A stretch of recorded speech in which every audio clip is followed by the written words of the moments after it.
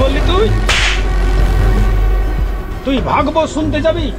তুই যদি অন্য কথা বলতিস তবে মেনে নিতাম, কিন্তু তুই এক ডাকাতের স্ত্রী হয়ে তুই ভাগবত কথা শুনতে যাবি?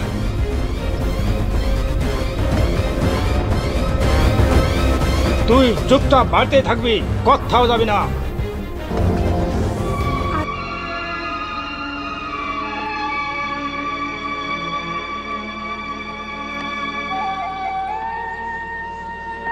ওরে মা, তোকে আমি ভালো করে খেতে দিতেও পারিনি রে মা, তোকে একটি ভালো বস্ত্র কিনে দিতে পারিনি রে মা।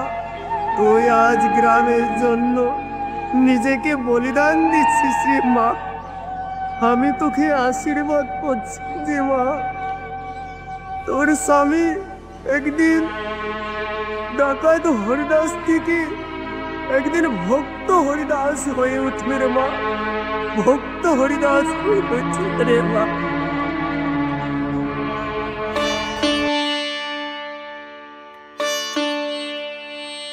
হে ভগবান, হে ঠাকুর, হে দয়াময়, আমি ছোট থেকেই তোমার চরণ সেবা করে এসেছি ঠাকুর। তুমি আমায় কৃপা করো ঠাকুর, আমি যেন আমার স্বামীকে কুপথ থেকে সঠিক পথ দেখাতে পারি যেন ঠাকুর, দুটো হরি কথা শোনাতে পারি যেন ঠাকুর। হে ঠাকুর, আমি যেন আমার স্বামীকে ডাকাত হরিদাস থেকে ভক্ত হরিদাসে পরিণত করতে পারি যেন ঠাকুর। তুমি আমায় কৃপা করো ঠাকুর। আজ আমাদের বিবাহ হওয়া 2 বছর হতে চলেছে, তবুও আমি তাকে তোমার ভক্ত বানাতে পারিনি ঠাকুর। তুমি আমায় আশীর্বাদ করো ঠাকুর, আমি যেন তাকে ডাকাত হরিদাস থেকে ভক্ত হরিদাসে পরিণত করতে পারি ঠাকুর। তুমি কৃপা করো ঠাকুর, তুমি কৃপা করো।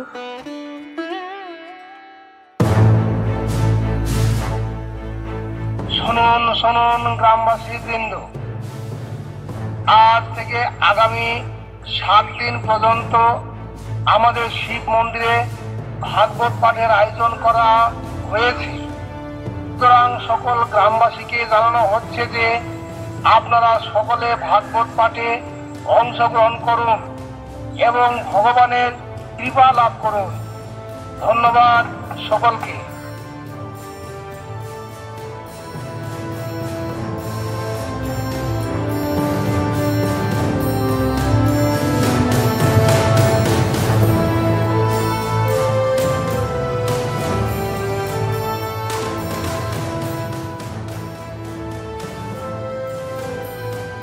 শুনুন শুনুন গ্রামবাসী বৃন্দ, আজ থেকে আগামী 7 দিন পর্যন্ত আমাদের শিব মন্দিরে ভাগবত পাঠের আয়োজন করা হয়েছে।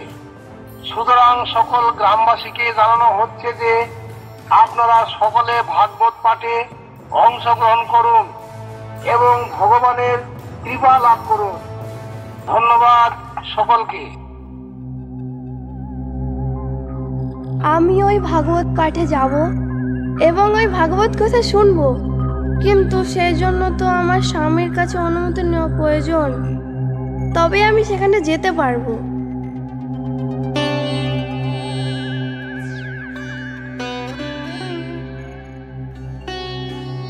ওগো, তুমি তো চুরি করতে বেরোচ্ছ, তোমাকে একটা কথা বলবো।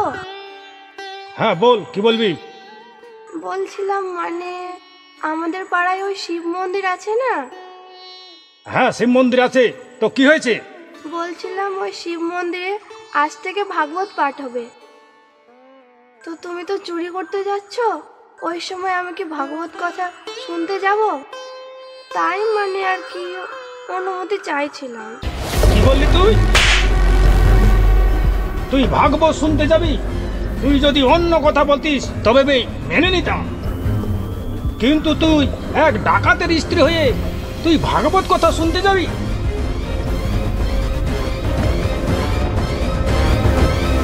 তুই চুপচাপ বাড়িতে থাকবি, কোথাও যাবি না। আজকে যেতে পারলাম না তো কি হলো, এখনো 6 দিন ভাগবত পাঠ হবে, একদিন না একদিন আমি ঠিক অবশ্যই যাব।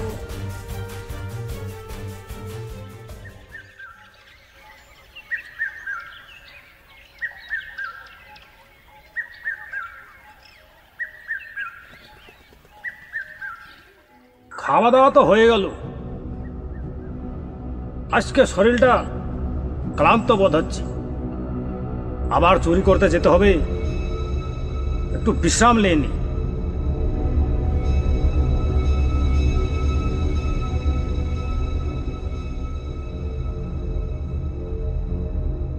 বলছিলাম যে আমি একটা কথা বলবো। হ্যাঁ বল, কি বলবি? হ্যাঁ বলবো, আগে তুমি আমাকে একটা চড় মেরে নাও, তারপরে বলবো। হ্যাঁ, আমার সঙ্গে ইয়ার কি করছিস? কি বলবি বল তাড়াতাড়ি।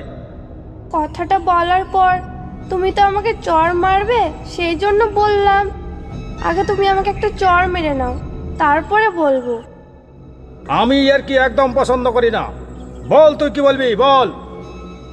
বলছিলাম যে ওই শিব মন্দিরে আজকে ভাগবত পাঠের সপ্তম দিন, অর্থাৎ শেষ দিন, তাই বলছি আমি কি ওই ভাগবত পাঠ শুনতে যাব?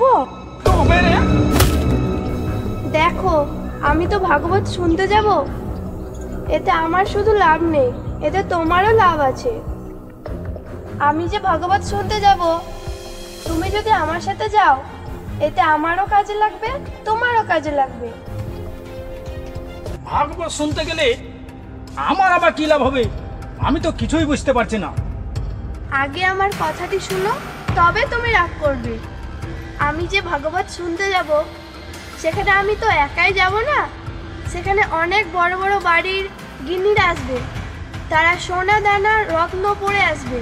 তাই বলছিলাম কি, তুমি যদি আমার সাথে ভাগবত শুনতে যাও, তবে আমারও লাভ, তোমারও লাভ। সেখানে আমি ভাগবত কথা শুনবো আর তুমি চুরি করবে।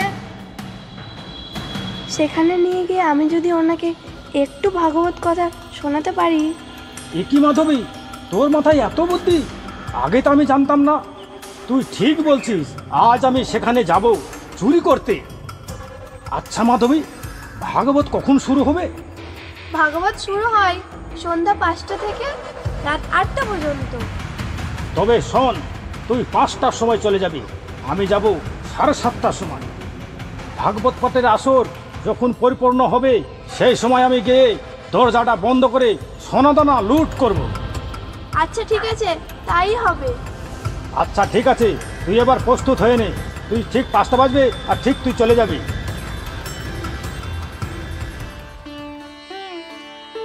হে প্রভু, আমি যেন তাকে হরিবাসরে নিয়ে যেতে পারি, তাকে দুটো কৃষ্ণ কথা শোনাতে পারি। প্রভু তুমি কৃপা করো, প্রভু তুমি কৃপা করো, কৃপা করো প্রভু, তুমি কৃপা করো।